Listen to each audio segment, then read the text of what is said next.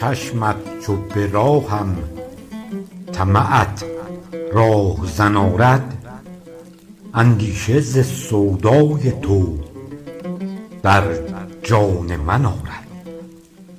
تا شمع خیالم به نگاه تو فروزد، پروانه جان حیرت صد انجمن آرد.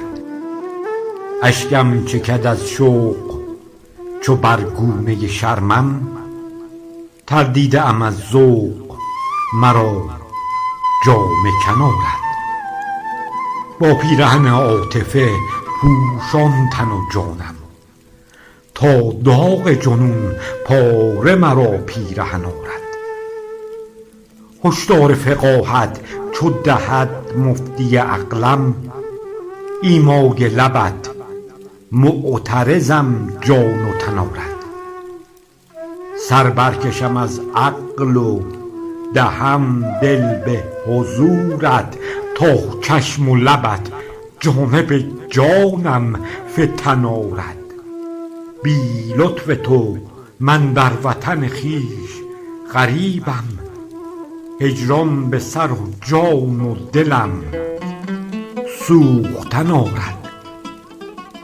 در درد و غم دوریم از جان شریفت، سر وسوسه جانب تو تاختن آرد. آنگونه سر راه تو گیرم که به توبیخ، تنبیه لبت جان به درم از بدن آرد. در حالت شیدای من از شرم رقیبان، آغوش خیال تو مرا در وطن آرد.